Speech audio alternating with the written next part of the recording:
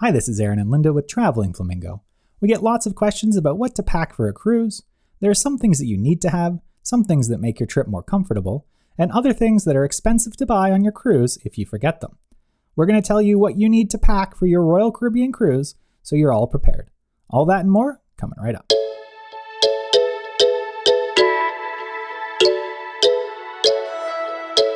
Before we get started, we wanted to thank everyone who has liked and subscribed to our channel and joined the Flamingo family. We really appreciate that you've taken the time to support us. We are so thankful we get this opportunity to provide travel tips and reviews. We've reached a huge milestone for us, 10,000 subscribers. As a celebration, we wanted to do a giveaway and launch some Traveling Flamingo merchandise. If you want a chance to win some Traveling Flamingo merchandise, you need to be a subscriber and comment what is your favorite cruise line in the comments below. We'll announce the winners in our next video. You'll have a chance to win a towel, mug, water bottle, or a shirt. If you want to know what the other merchandise is that we have, check out the link in our description. Thank you again, everybody, for all of your support. Again, it's amazing that we've hit 10,000 subscribers. We never really thought we would. We just sort of started yelling into the void that is YouTube, and here we are at 10,000, and it's all because of you who watch our videos. So thank you. We'll be giving away prizes to 5 people in the comments, as Linda said. Okay, back to our regularly scheduled programming. We've broken this video up into 7 categories to help you plan what to pack for a Royal Caribbean cruise. We're going to go over paperwork and documentation, toiletries, shoes, clothes, ports, accessories and technology, carry-on, and miscellaneous. It's really important to have all your paperwork and documentation that you need. It'll be so sad to be turned away at the port because you're missing some paperwork. You need to have your passport, and if you don't have a passport, you need to bring a state-certified U.S. birth certificate and a valid driver's license or picture ID. Right now, Royal Caribbean is requiring proof of vaccination for guests 12 and up. If you're a Canadian, make sure that you have both your first and second dose vaccine paperwork. As in the US, they do put it all on one card, so they will be looking for the information for both doses. You will also need to have a negative COVID test taken 2 days before your cruise. We like to bring all this information in one folder so we have it all together to give to the people at the desks or variety of desks that you end up going up to. One of the nice things about Royal Caribbean is you can actually submit your paper COVID vaccine information online and have it validated. We have noticed you still will be asked for it at the port though, so do make sure you have it. And we also carry it in triplicate. So we usually have 3 copies of this just in case we lose something. We're not without our proof of vaccination and our COVID proof. So we try to keep as many copies as we can. So on to toiletries. In terms of toiletries, we'll start with everyday stuff that you'll want to pack. This is your regular dental, shower, hair, eye care, and medications. And the number of times that I have forgotten contact lens cases on cruises, I could probably pay for a cruise at this point. An important note is that the showers only have shampoo and soap. Linda made a huge mistake. She was weeks away from donating her hair, so it was very long, and to save on packing space, she didn't bring any conditioner. By the end of the week, her hair was so dry, she will definitely not make that mistake again, and pack conditioner. Going to the Caribbean, you'll also want to bring lots of sunscreen. The sun is strong, and it's so uncomfortable if you get burned. You can buy it if you run out, but it's often expensive. On that note, it's good to have some aloe vera or after sun just in case you get a bit too much sun. In our wash bag, we also like to have bandaids and polysporin. I've used the bandaids multiple times. Medication for motion sickness and some Tylenol because you don't want to have a headache to slow you down.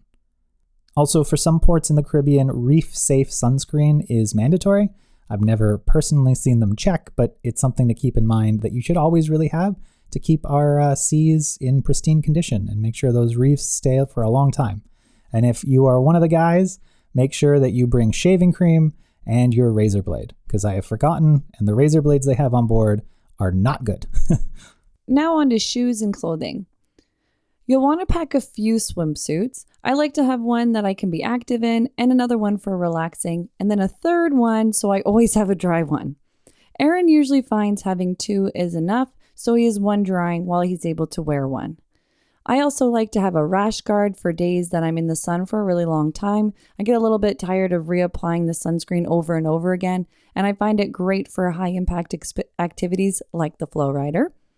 Keeping with pool wear, you'll want to have a cover up when you're walking around the ship. I usually pack 1 pair of sunglasses and 1 hat for protection from the sun. On to casual clothes. It's nice to have some comfortable t-shirts, shorts, sundresses, and casual pants to wear exploring the ports and exploring the ship when we're not at the pool. I usually bring 1 sweater and scarf. It's in the Caribbean, so maybe in the evening I need it, and also a raincoat. Just to be prepared for excursions, I want to make sure that I'm ready to go if it is rain or shine. In terms of active wear, I do like working out while we're away, so depending how long the cruises, I will bring a couple workout outfits. In the evenings, you'll want to have some smart casual clothes and some things for the formal nights if you want to be going to the main dining rooms. And on Royal Caribbean, they call it evening chic. So I usually bring a couple dresses for dinners. I can usually wear them twice. And then for the formal nights, I'll bring 1 or 2 options as well, a nicer skirt or dress that I can wear. For men, it's always good to have a couple pairs of long pants to wear to dinners. On most nights, you're okay with shorts, but it's good to have long pants for the formal evenings. You also want to have a few polo short shirts for the nighttime. If you want to go all out, though, for the men, you can wear your suits and ties. It just takes up a lot of packing space. Additionally, the first and last days of your cruise are typically always casual days because you probably may not have your clothes brought to the stateroom yet, or if you've packed, you've already put most of your clothes away. So the first and last day are usually a lot more casual. For shoes, this is an area that can also take up a lot of packing space. The minimum that I've been able to get away with is a pair of sandals for the pool, a nice pair of sandals for dinner, and my running shoes to wear working out and exploring the ports. It's also good to have running shoes if you want to be participating in the activities on board. You need to have closed-toed shoes for the sports courts and the zip line. And depending on the ports, we'll also throw a pair of water shoes in our bag because we don't always know the condition of the beach. You can also bring a couple pairs of sandals, but I usually find I don't need to. Something that I did find really helpful on our last couple of cruises was using the packing cubes. It makes packing and unpacking so much easier, especially sometimes in the rooms there's not a ton of space, so I was able to stack some of the packing cubes and easily get my stuff in and out. And for guys, you can generally get away with just a workout pair of shoes that you can use around the ship and dress shoes for the formal nights. Also, be sure to stuff your shoes with stuff like your clean underwear or your socks because you can use that space internally and you don't waste as much in your bag. So on to our third category. It's what to bring with you to the port. If you're going to be enjoying a beach day, you'll want sandals, water shoes, towels, sunscreen, hat, sunglasses, and water. We also like to bring our camera and charging pack because you can definitely go through battery life very quickly. I like to wear comfortable shoes and clothes. Something like I really like the cotton shirts. They're really nice and light. Something that you could wear when you're walking around and exploring.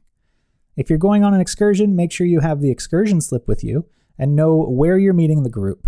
Right now, you will still want to make sure that you have a couple masks with you, as they are still required indoors in many places, but it does look like that's going to be changing, hopefully soon. We also take a couple credit cards. Linda said but I had an issue in the past where we only had one, and so we won't do that again. I had forgotten the PIN. I never used it. I forgot the PIN number, and we're Canadian, so we use PIN numbers. And I forgot the PIN number of my Visa card, and we didn't have another form of payment. It's also good to have a little bit of money. Most ports accept American money. You can generally always use American money in the ports. Now on to accessories and technology. With all the watches, phones, and cameras that need to be charged, we like to pack a multi-port USB charger to maximize our charging space. Another thing that we find helpful is a little light to put in the washroom. Sometimes we like to get up overnight, and having these little magnetic ones are nice. We can set the brightness so it's not too bright, and we don't have to turn on the lights overnight. You can check out our affiliate links below if you're interested in what we use. In addition to our phones, we also like to bring our GoPro. It's waterproof, which is great. So on beach days, we're able to have it and not have to worry as much. And also we love using them for time lapses. To be sure that we have all the charging cables we need, Erin actually has this great little case where we're able to put a variety of cables and wall outlets because definitely, I've arrived places before and don't have the right cable. So Erin helps make sure we have all of that we need. Also, most cruise lines will support US plugs, but they also have a variety of European plugs. They have the multi plug-in ports. But it's a good idea to make sure that if you're not from the US or Canada, or you're not using the US style plugs, that you have an adapter in case you need it, because it is generally US plugs and there are some other European plugs. We also get asked a lot about what people should pack in their carry-on bags. When you first get to the cruise ship, your bags are taken to your room, and it can sometimes be hours before your bags are in your room. Having some essentials in your carry-on can make those first few hours a bit more comfortable. We like to have a charging pack and cables, as we're usually taking a lot of video. I like to have some sunscreen and sunglasses, so if our bags aren't in our room by the time the sail away party is, I'm not having a risk of burning. If your goal for you or your kids is to get in the pool, having your swimsuits in your carry-on bag is a great way to get to the fun quickly. We also keep our prescription medications on us just to be safe. Of course, we have a folder with all of our other documentation and vaccine certificates for the embarkation process. Yeah, I'm not gonna lie, there was definitely a cruise where I forgot my sunscreen on that first day and caught a little bit more sun on my shoulders than I would have wanted, and it's not really a fun way to start a Caribbean cruise, so having a little bit of that in your carry-on is always helpful. On to our last category, miscellaneous items. If you like to read, bringing a book or magazines are great. I like having my waterproof Kobo so I can take it by the pool or on the beach and not need to worry about it. We also like to travel with some Ziploc bags. This can be helpful for anything that could leak. You might be surprised, or I'm always surprised at how often I end up using them. So we don't bring many, but I like to throw a few in our bag. Having some handy wipes and hand sanitizer is always good practice these days. We usually pack a couple of small ones so we can have them in our carry-ons or our beach bags. Lots of people also like to have lanyards for their cruise cards. If you have one at home, you can bring it, or you can purchase one on the cruise. Erin has actually started a little lanyard collection. It's sort of fun. Something I always travel with is a water bottle, something with a screw top so it won't fall open in my bag. Finally, we mention a carry-on bag, but it's good to have a pool bag or a day bag. For some people, this might be the same bag that they use for the carry-on, or they'll have a separate one for a pool bag or walking around the ship. So that's our list of things that we suggest that you pack. Are there other things that you don't leave home without? I bet you there's a bunch of opinions out here on what you should pack with you. What are your tips? What are your tricks? We'd love to know in the comments below.